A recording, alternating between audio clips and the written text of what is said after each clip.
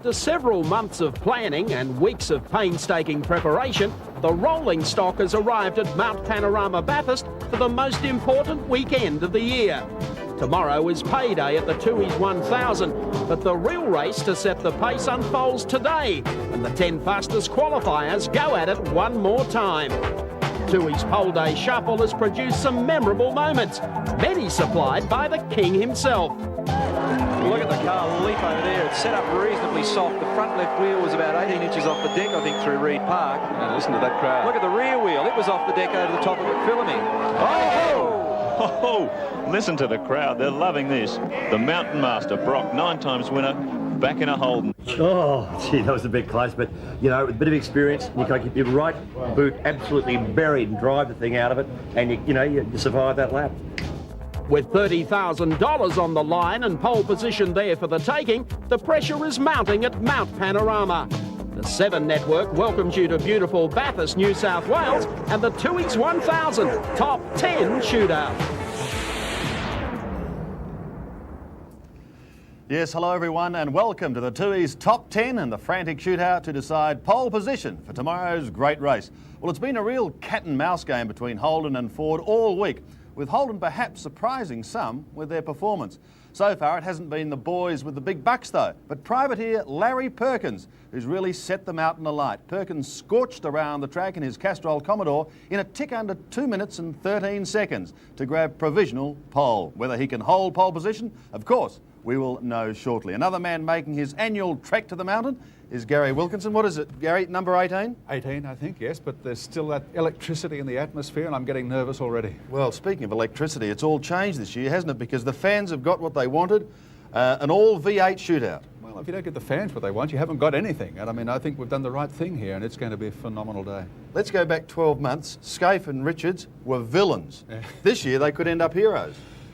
I think there'll be mixed feelings. I mean, if they were to win the top 10 shootout, if they were to go on and win the race, I still think there'd be some people who would find it hard to forgive. Mind you, Jim Richards and the Winfield team find it pretty hard to forgive what happened last year. I mentioned there'd been a lot of cat and mouse games. Do you think Glenn Seton's been doing a bit of foxing? I mean, a few months ago he was head and shoulders ahead of the rest, but now it's a line ball. Well, if you talk to any of the Ford guys, they'll say, oh yeah, it's because the Commodore's got the aerodynamic package partway through the year that's brought them up and perhaps put them in front a little bit. But I find it strange that Seton's only been able to improve his times a half second over last year. I just can't believe that, and I think maybe they do have a little extra somewhere. A little foxing perhaps. The weather. Last night we had some fairly heavy rain here in Bathurst, but so far today it's been pretty clear. It's been overcast, but no rain. Oh, it looks very ominous, but there are some patches of blue sky. The outlook, though, is for this heavy cloud with some thundery showers. Northerly winds, pressure times, okay, that's fair enough. And quite cooler than we've had through the week, 20 degrees. As long as the rain stays away, the drivers will like this because the heavy overnight rain would have cleared a lot of debris off the track. Let's say the rain does stay away from the mountain. Who's your selection? Well, Larry Perkins, as you said, is the hot man at the moment. I think Tomas Mezera might win the top 10 shootout, but I'm still backing in the Winfield Commodores to win the race. All right, Wilco, promises to be a wonderful 2 days here at the mountain. Let's get straight down to business now as we go to our race centre and heading our commentary team, Mike Raymond. Thank you very much, Sandy Roberts. And the top 10 cars behind the BP Mazda RX-7, the car that has won the James Hardy 12 Hours here last 2 years. And listen to the cheer from the crowd as Richard Hay and Mark Oastler, of course, here to call the action today with the Tooheys Top 10 for 93. Well, Richard, a marvellous atmosphere. It is huge crowds here. I don't think I've been coming here for 8 years now, and I don't think I've ever seen so many people at the top of the mountain. This V8 thing really seems to work. Well, coming across the top, the drivers taking time out to wave to the crowds. There's still a huge crowd coming in here to Mount Panorama for the top 10 shootout. Neil Crompton is in the top 10. That's a feather in his cap. Hi, Neil. Good morning, Mike. How are you today? You had a marvellous run up to this race during the week. You've certainly been in the top 10 since day one.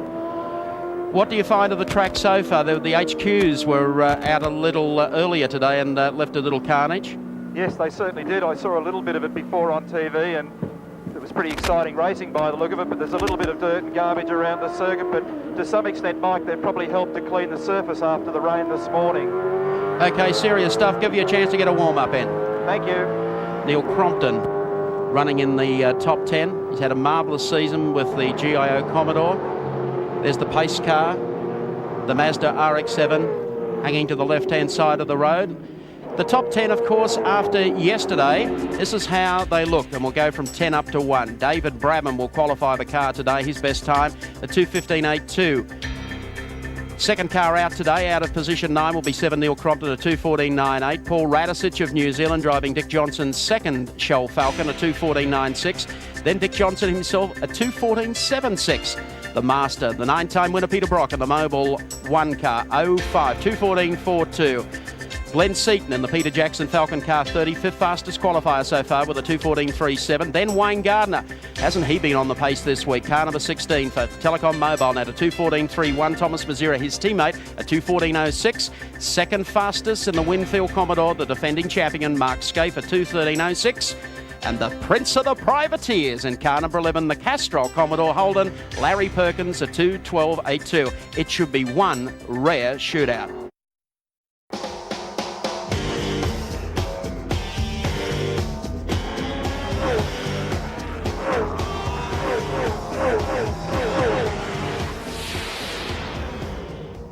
And welcome back to Bathurst. It really is a wonderful sight here at Mount Panorama. One man who may be feeling just a tinge of sadness is a former winner here in Allan Grice, because he's not behind the wheel of a vehicle this year.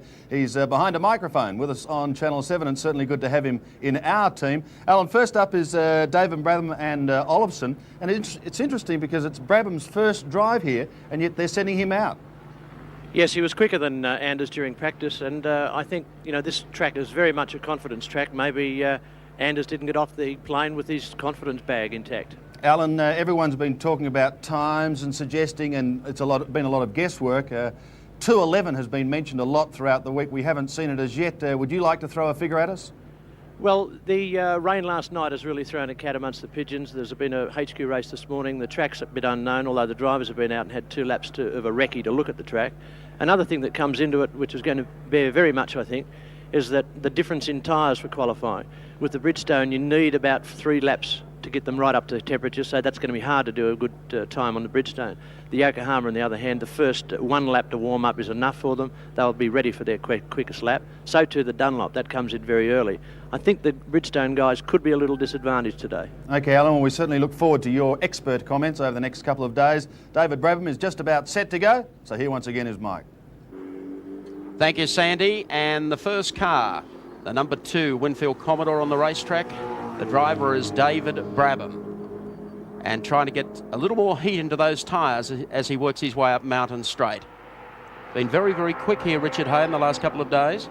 Yes, he's quicker than Anders Olofsson, which I think was a surprise to 1 or 2 people, but don't forget this guy has a terrific pedigree in motorsport. He's driven for the Jaguar team for Tom Walkinshaw at Lemoore in international sports car races. He really does know what he's doing. He's driving, of course, the 93 Commodore, a car that has dominated the closing rounds of the Touring Car Championship. Indeed, it's quite a machine, the Commodore VP, 1,300 kilograms of weight, the 5-litre Chevy V8, putting out about 550 brake horsepower at 7,200 RPM. Quite a remarkable performance from a push-rod engine. Hollinger 6-speed gearbox and rear-wheel drive, the conventional transmission layout. Massive brakes, as you can see, 14-inch ventilated on the front, and big wheels, and no doubt about it, 12 inches of rubber per wheel, 44 inches of rubber on the road. There's plenty of grip from these things. David Brabham comes down off the mountain on his warm-up lap. Time yesterday, the time he has to beat, I don't know how many will improve on yesterday's times or Thursday's time, at 2:15.825. It's good to see the Brabham boys here this weekend. Jeff, of course, driving the second car, the 35 car for the Peter Jackson Falcon team. And as we look at him making his way off the top of the mountain, I somehow have the feeling they have the pedigree, distance pedigree. They're going to be around at payout time tomorrow. Yeah, both David Brabham and Anders Olofsson, both very experienced long-distance drivers. Olofsson, of course, has won the Spa 24-hour race and has been a works Nissan driver for a number of years.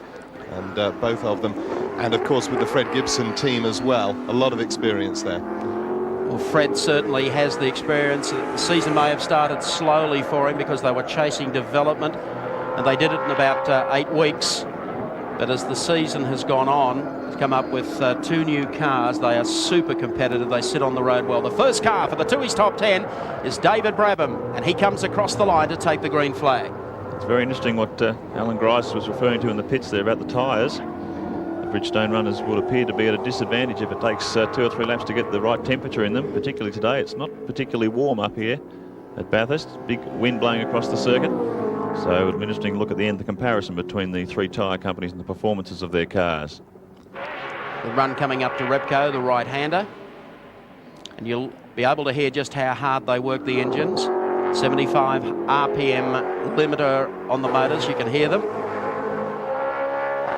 And the scream of that just bounces off the rev limiter as he heads up the shelf, back through the gears, and it's very tight cutting. The steepest part of the course, the V8s really have an advantage up through here.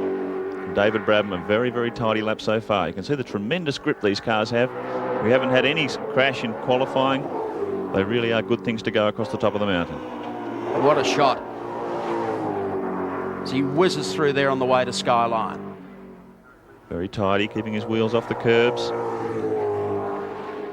The cars are unbelievably fast over that section of the racetrack this year. And the split time there, 1:12.21. That's the time to the top of the mountain. All the cars are carrying transmitters this year. It's going to make scoring easier. Oh, and he looks one up on the way, and now that'll muck up his corner entry speed, and indeed probably his exit speed. He'll drop a ton of revs there. So he'll be kicking himself. That was a beautiful lap. Looked very, very smooth, very fast for the first part, but a big brake lock-up as you saw there. So Brabham keeps the foot down. You can see the wheel just lift as they're coming over the hump there. These cars doing in excess of 285 kilometres an hour, almost flat through this little kink here. Brake temperatures somewhere in the region of 700 degrees Celsius as they hit the pedal into that Caltex chase. Absolutely on the limit as he heads down toward the start-finish line. Beneath the Bridgestone Bridge, the final left-hander before checkered flag, and David Brabham, the first to run in Tooheys' top 10, brings it across the line. There's our flagman. Brabham has made it right on the rev limiter as he came across the line. And his time at 2:16.31. 2:16.31. That is definitely slower than his best time yesterday. Yep, around half a second slower. So I would think the track is probably in pretty much the same sort of shape, because he locked up that brake, cost him a little bit of time. So fish around for reverse gear for this very hard turn back into the pits. These cars can't really get full lock as you'd find in the showroom version. Well, you've got to go right across to the right of the racetrack here and make the turn to come in. But 2:16.31 slower. It's not going to change his position, I would think, at this moment on the grid. First one out. But he comes in and by this stage would probably even know his time. Let's go down to Andy. Yes, thanks a lot, Mike. The first guy out, David Brabham, at 2:16.31. Are we happy or not? Not entirely happy. Grip level's not that good out there. And had a lot more understeer than I'm used to in practice. So the track will probably clean up as the cars go out there. David, we had a little bit of bad weather this morning. Has that affected the racetrack? I think a combination of the weather and the cars previously put a bit of oil and stuff on the track. Okay, David. Thanks, Andy. Neil Crompton, car number 7, driving for the Bob Forbes team, GIO Australia sponsored. And here comes Neil Crompton, the man that we saw for a number of years carrying a red 7 jacket over his shoulders. 33 years of age. He was 3rd in the Bathurst 1092, running for Freddie Gibson's Nissan team. 4th in the Sandown 500 of 87. Class winner at Bathurst 12 hour. 5th outright and 3rd in the Australian Drivers' Championship of 1989.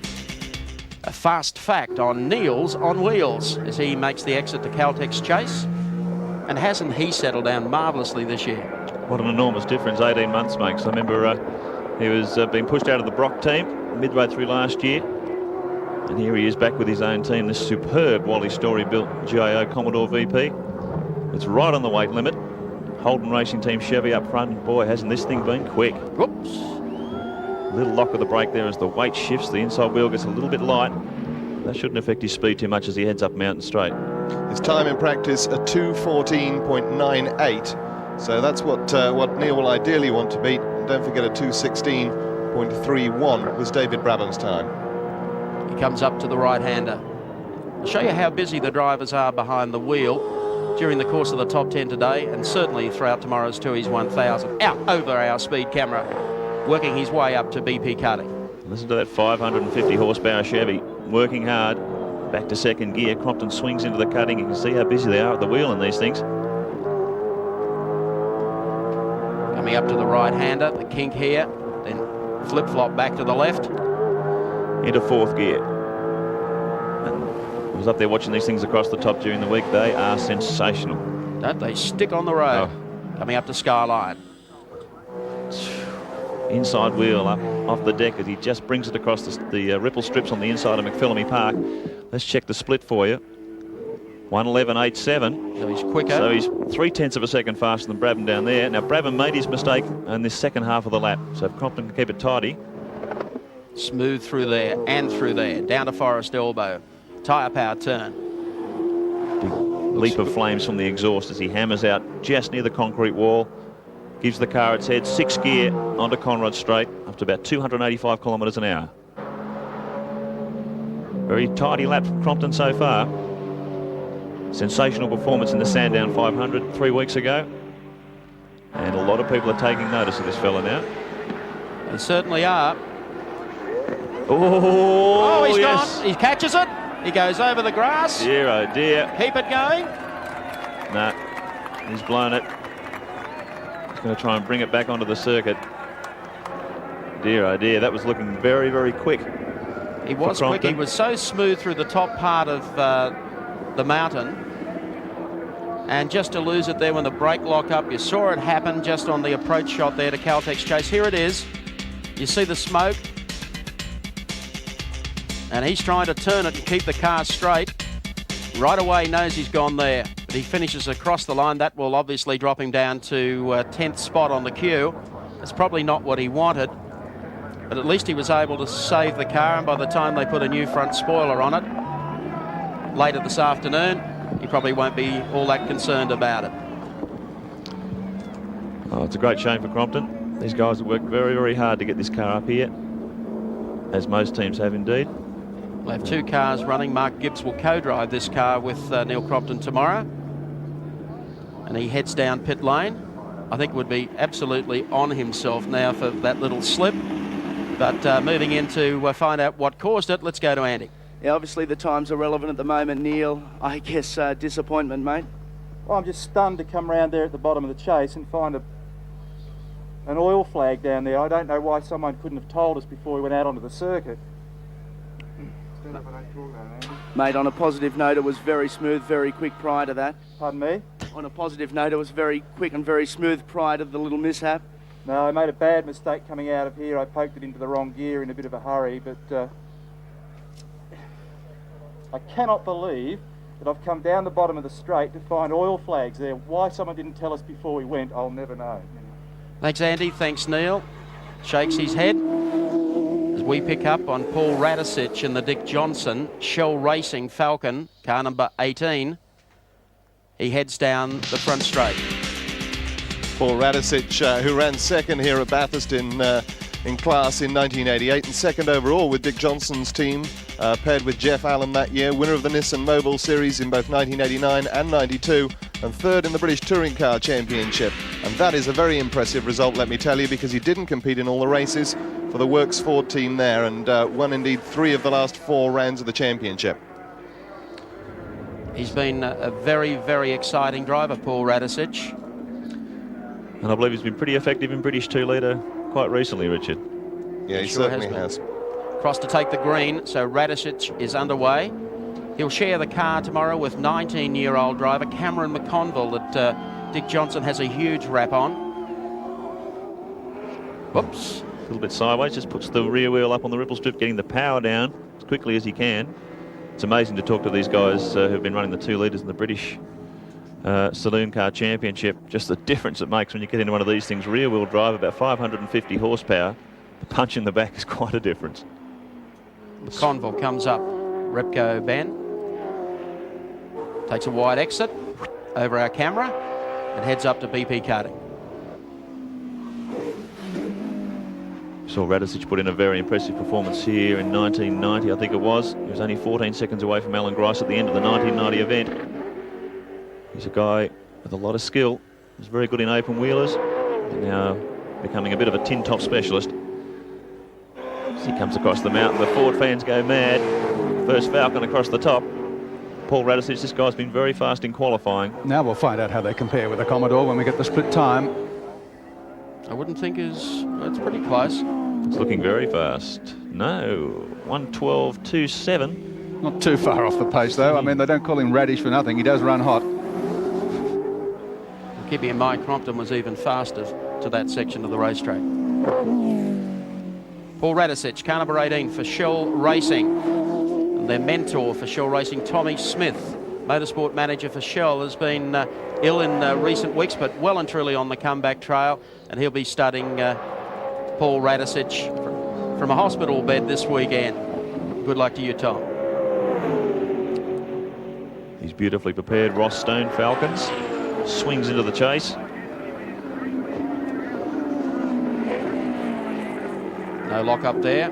He turns it in well. And the exit is right as well as he comes down beneath the Bridgestone Bridge to reel off his lap. With a couple of surprises so far. Left-hander checkered flag at the ready for Paul Radisich of New Zealand for Shell Racing, car number 18. And he's across the line. Paul's best was a 2:14.969. And a 2:16.55, so David Brabham remains quickest. Quarter of a second outside of David Brabham's time. Interesting, all the cars are certainly slower so far in the Tooheys top 10 shootout today. And it was that way last year, with the exception of one driver, Dick Johnson, who went quicker. It was a sensational lap by Johnson in the Ford Sierra last year. Now his teammate Paul Radisich trying to take on the Commodores. I'm sure he'd be reasonably happy with that. Let's see what Andy Raymond's got to find out. Yeah, Paul bringing great form over from the British Touring Car Championship. A 16, Paul, are you happy? No, unfortunately somebody dumped a whole lot of oil around the whole track, so I couldn't do much about it. That's the best that I could do with the track condition. A lot of people have been talking about this, of course, the V8 war, the Ford versus the Commodore. How's the Falcon feeling? Not so bad. We sort of struggled in qualifying, but I think we got a real good race set up. Cheers. That's the main thing, to have it right for the race. That's payday, and that comes tomorrow. We hope you're enjoying the Tooheys Top 10 Shootout from Mount Panorama at Bathurst. Don't go away. We'll be back in a moment.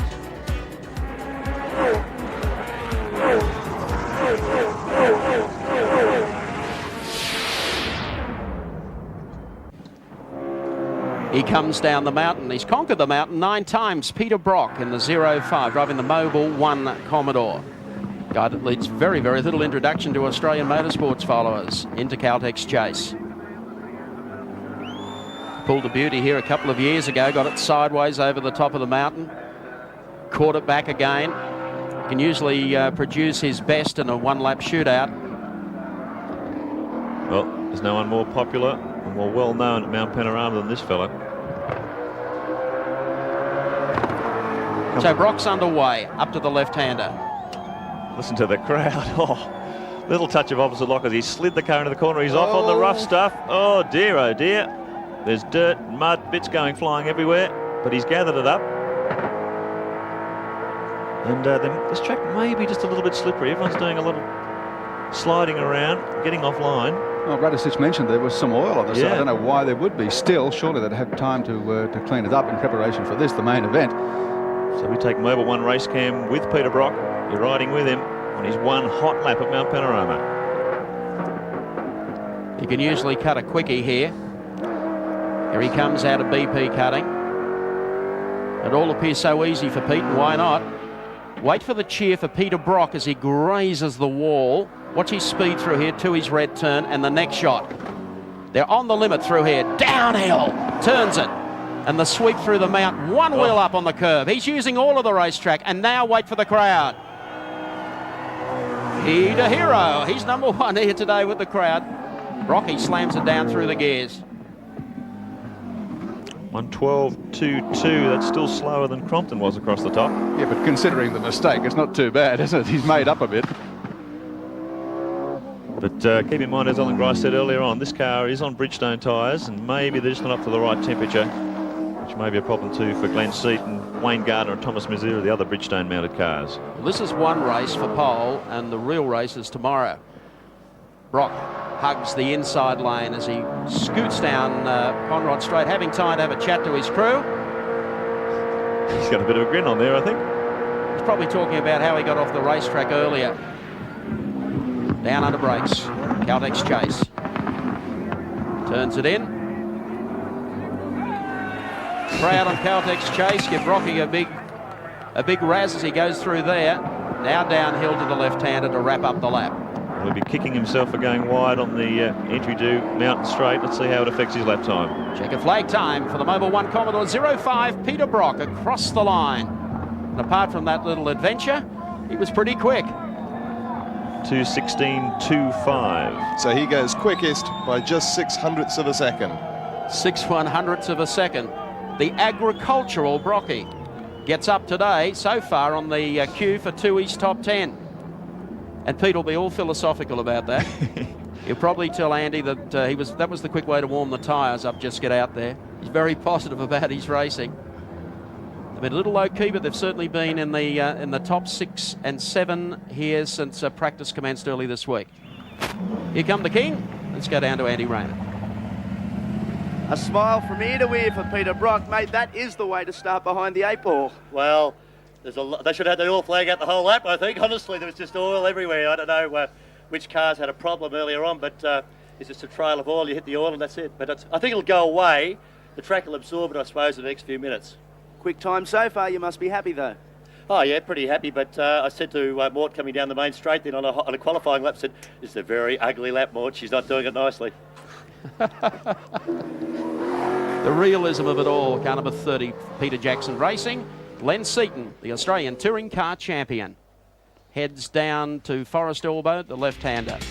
And of course, at 28 years of age, comes from Cranbourne in Victoria, formerly from Liverpool in New South Wales, the winner of the Sandown 500, runner-up in the touring car championship of 87, runner-up at Bathurst in 87, it all turned around this year in 93 for the champ, Glenn Seton, doing a wonderful job. Well, the Fords have been under fire here all week. Commodores certainly showing superior speed in qualifying. Whether that translates through to the race is a fascinating equation we'll find out tomorrow. But the surprising thing is Glenn Seton only 6/10ths of a second faster here this year than he was last year with the brand new Ford, and that is surprising a lot of people. Well, any suggestion that the Fords and Seton camp in particular might have been foxing is about to be answered. Green flag out. Glenn Seton sets off on his hot lap. Beautifully prepared Peter Jackson car, winner of the 1993 Australian Touring Car Championship. This could actually play into Seton's hands if you can cut a really good, consistent lap here. The others have all had problems in one way or another. Yeah, if he can keep it smooth. Doesn't he look happy? They call him the baby-faced assassin for what he did in the Touring Car Championship early rounds. He certainly missed a cool. Carries our STP race cam for Bathurst 93. Coming up to the left-hander at BP Cutting. On the brakes. Just balancing the car through the cutting. You can see the little tracks of rubber there. Wheel spinning his way out. His car 2 on Bridgestone rubber. They will have announced at the top of Skyline now that Seton's on his way. The crowd's there to welcome him. Peter Brock's split time 1:12.22. Neil Crompton, the fastest man to the top of the mountain, but of course it all went wrong for him on the run down at an 11.87. Let's wait to see what Glenn Seton's is. 11.37, the fastest by a long way. Seton putting it all together. He got sideways coming out of the dipper there. That was a hairy moment. You just trim the concrete through there and a bit of the bank. The left-hander at Forest Elbow. A little bit of straightaway to get on with, and here it looks on the STP race cam. We go to the front bumper on the Seton car. You'll hear him change up, and he's on his way. Now, he might have shaved the edge a couple of times, but he has not made a mistake of any sort. Well, as Brock pointed out in his interview, there is oil all over this track. So over on the white line, kink to the right. Where Crompton came unglued. Not so Seton. Picks up the curve on the way in. But a very, very professional lap from Glenn Seton when the pressure is on at Mount Panorama today beneath the Bridgestone Bridge. To the left-hander. He was fast across the top where we thought he'd be slower, so he's going to be quick down Conrod. This could be a really good time. Ford men are about to stand and cheer. Seton's across, and it looks like he is the fastest man so far. 2:15.46. He's picked up almost 8/10 on Peter Brock's lap. Sensational run from the Peter Jackson Falcon. All cars slower than yesterday, but the fastest of the bunch today, Glenn Seton. In the blue machine, Australian touring car champion. Now he has really set something for the rest to go and chase. Dick Johnson still to come in car number 17 as we follow Glenn into the pits. First man to break into the 15s this morning. Let's go down to Andy Raymond. Crew Chief Barry Benson was sure that the Fords couldn't match it with the Holdens on one lap. Glenn Seton 8/10 of a second faster than Brocky. Yeah, it was a pretty hard try because down through the dipper I got a little bit sideways on me, so I had to sort of round that up, but I'm fairly happy. There was a lot of oil out there on the track. One of the cars had dumped a lot of oil all the way around now, and but that's as good as we can do. Made a few nervous moments while the other Holdens get out there now to see if they can best your time. Yeah, it is really. It's probably the worst part of the day. Glenn Seton, marvellous young guy. Car number 16. I think he'd prefer to be indoors today than outdoors on a Honda. That's Wayne Gardner. He doesn't need any introduction. The Wollongong Whiz, 33 years of age, world motorcycle champion in 1988. He won 18 500C Grand Prix races, 2 Australian Grand Prix, and the Suzuka 8-hour, 85, 86, 91 and 92, and doing a hell of a job for Holden in the Telecom MobileNet team. They benched him before the Sandown 500 for whatever reason, but behind the wheel he's been doing plenty here at Bathurst this week. Boy, was he spectacular in qualifying yesterday. He's got a lot to prove, I think, because people gave him a lot of stick in the early part of the season. They reckon he tended to race with wide elbows and nudge a few people here and there, and he's out to make up for that. He's been a champ on 2 wheels, and he wants to prove himself before the hometown crowds on 4. I don't think he's got too much to prove. I think whoever put him in the car made the final decision. Worked out very quickly. He was a man that was used to being able to run at 300 clicks and think very, very well at that speed. And under pressure. You're riding with Wayne Gardner as he heads out on this one flying lap. Very smooth exit on the way up Mountain Straight. And You take our DuPont's car paints race cam. You'll be able to hear the engine as he works it. Giving that Chevy plenty as he comes over the rise up toward the shelf. Only overrun, working very, very hard. Standing on the gas out of here, watch him go over to the right-hand side of the road, get it set up now for BP. Every runner so far has spoken about the amount of oil laid down on the circuit earlier this morning. Gardner now has to contend with it. There's our DuPont car paints race cam. Wayne at work on Mount Panorama.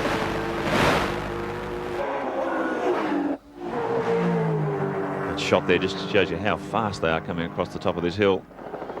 Shazzy engineers tell me these things are generating somewhere in the region of 1.6 Gs of cornering force, which is quite incredible for a touring car.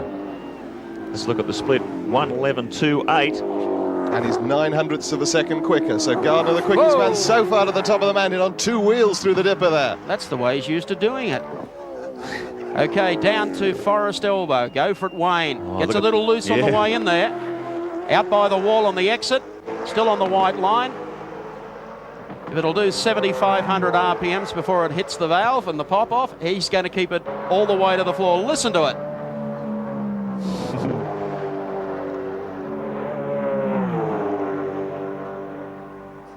Wait for the approach shot. Listen to him through here. Study of concentration. Left-hander, the approach shot now to Caltech's chase, and the exit comes up. This is a very, very smooth lap from Wayne Gardner. A lesson in car control.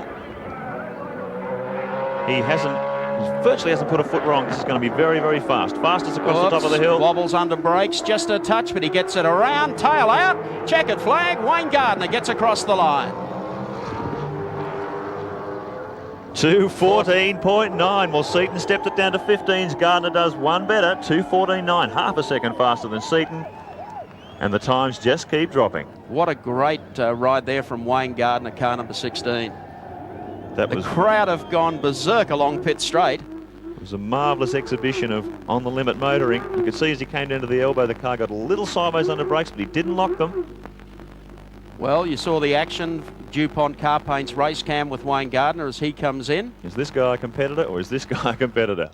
He heads down pit lane. Take it away, Andy Raymond. I tell you what, for the new kid on the block, Wayne Gardner's certainly done a heck of a job. Quick time. Sorry, I missed that. Quick time, Wayne. Yeah, I'm pretty happy. The track's a little slippery from yesterday, I guess the weather and the race before, but I slid a little wide on a couple of corners and I lost a little bit of time, probably half a second or so, but generally I'm pretty happy with that. Mate, we had a few race cam shots of you during the lap. You looked as though you're enjoying yourself. Yeah, it was good. You know, the more I drive the car, the more experience I get and the better I'm getting, and I'm feeling more confident with it, particularly here. It's a fairly daunting track going over the top, and after the cutting and going over the Skyline is a section I don't really like. But I'm improving all the time, so it was good fun. And the boss is next. So Wayne Gardner moves up the queue here in Tooheys top 10 at Mount Panorama Bathurst. We'll be back for the next runner in just a moment.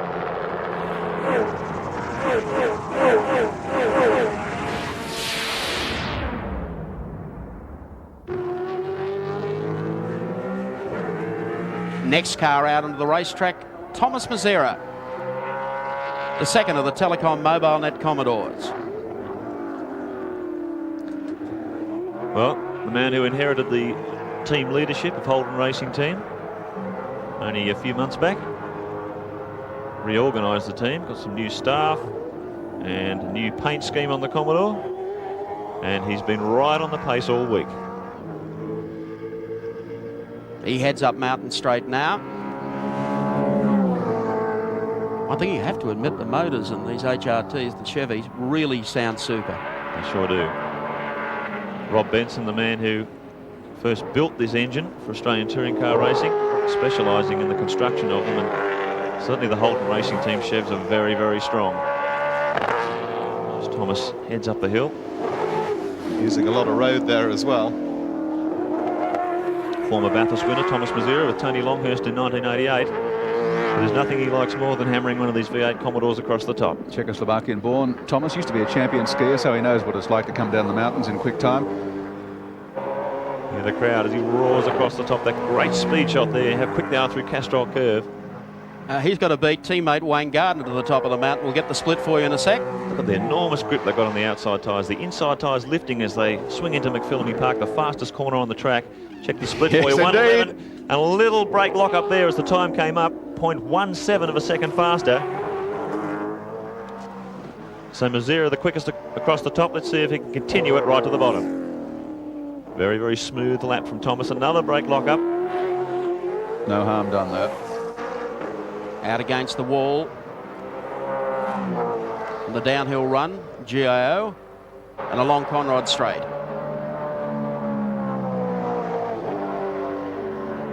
Whoa, picking up the front wheels over that hump. He makes the run now to Caltex Chase. Out as far as you can get.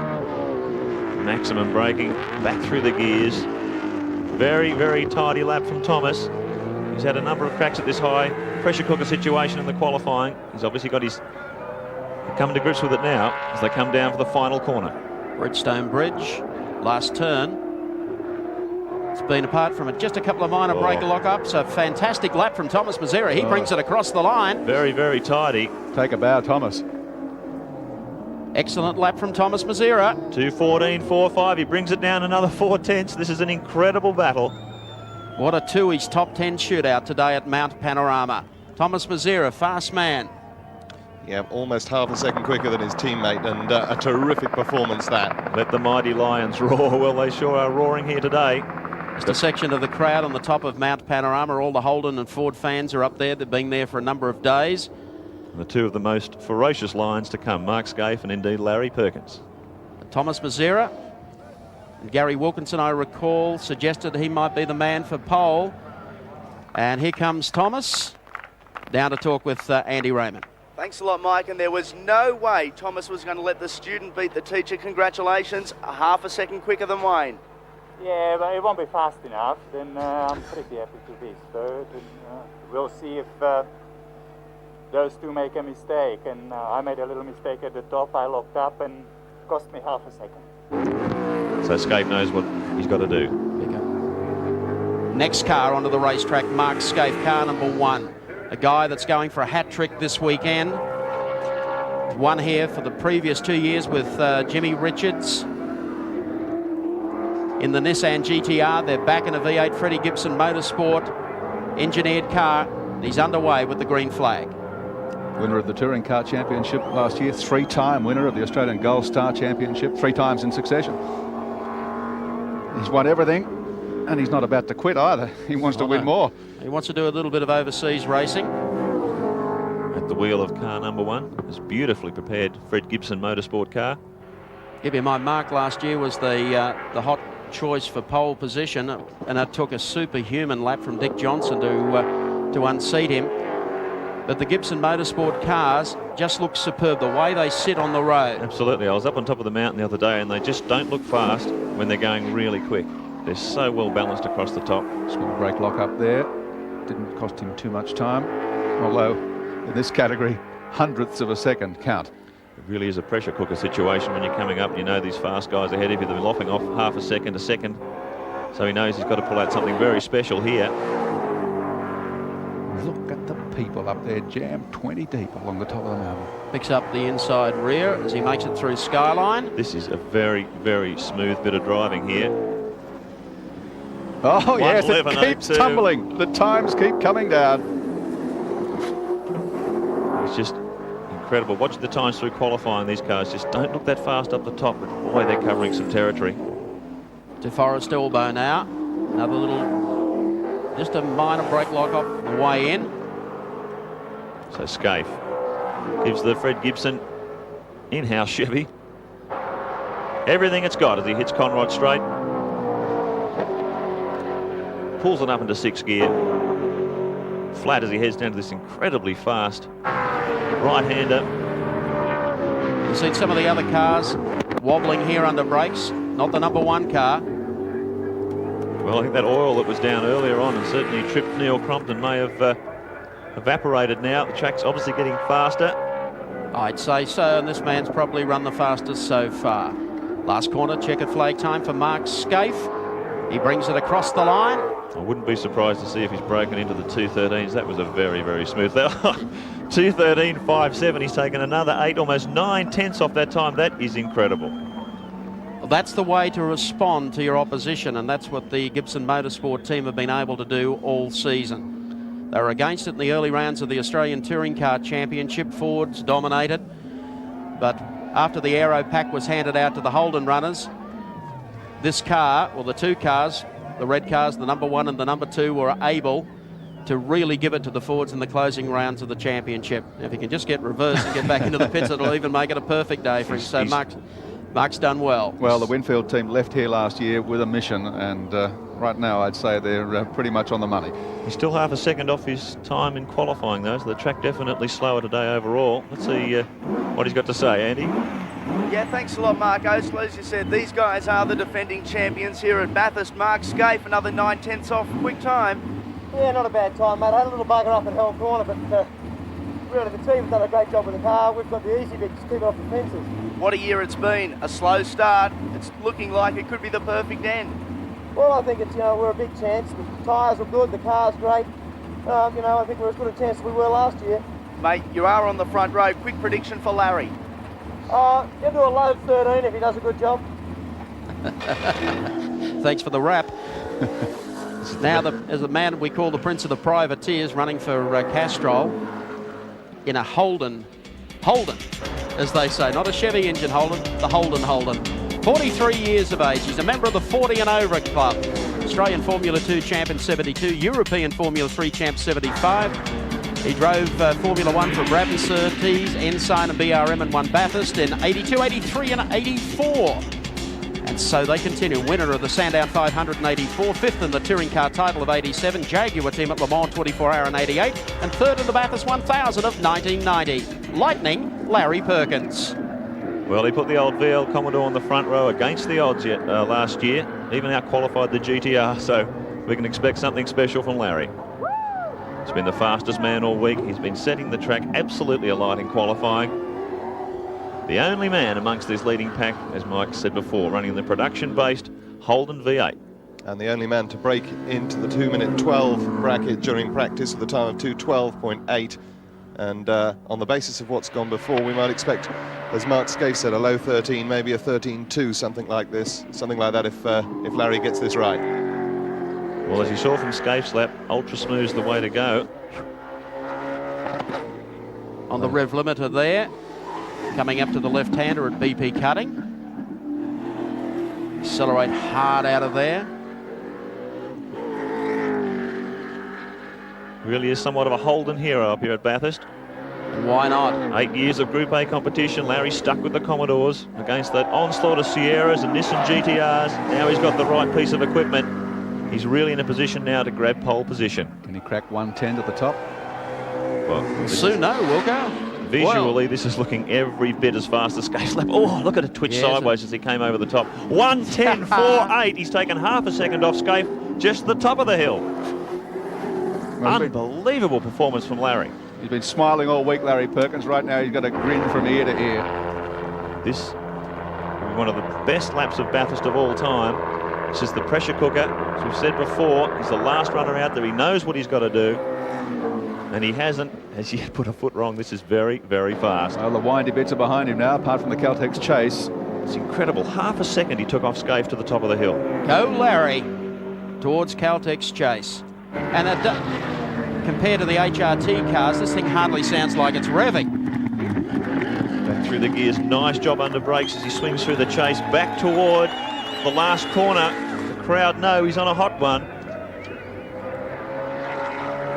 Down to the last turn. What's it look like under brakes? Perfect. He hasn't made a mistake. Could this be the 40 and over club reunion this weekend? Here comes Perkins across the strike. The Holden fans will go crazy if he's knocked off Skaife here. Let's look at the split. Knocked him off and then some. 13.01. Another half a second off Skaife. Fantastic drive. That is the way to respond. And he's done that with Mark Skaife all week at Mount Panorama.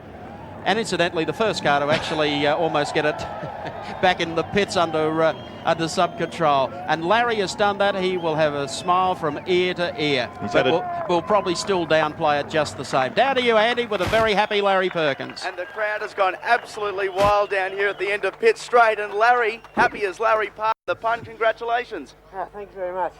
Huffing and puffing a little bit there, but you enjoyed it, obviously. Oh, I always enjoy it. It does make you puff, but... No, it was as good as I could do, and I kept looking for this damn oil, but I didn't see any. But no, it's as good as I could do. Congratulations, Larry. So the crowd is quite happy. Larry Perkins and the privately entered Holden Commodore has taken pole position for Tooheys Top 10. Don't go away. We'll be back to talk to Larry Perkins and a lot more action in just a moment.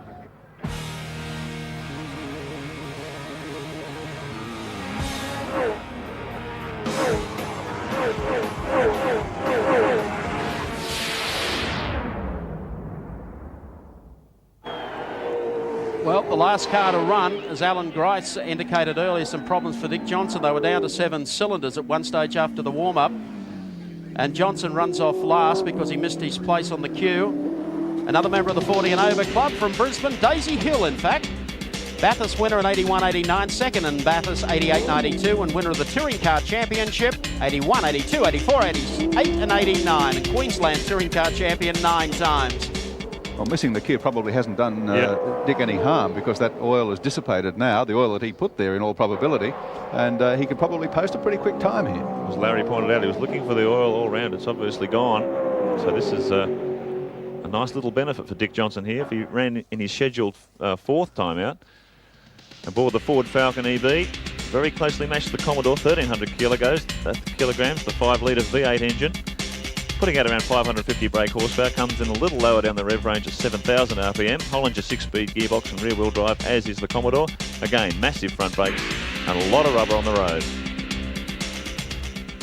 The pride of Queensland, Dick Johnson, comes across the line now. You'll get a big cheer from the Ford fans on the top of Mount Panorama.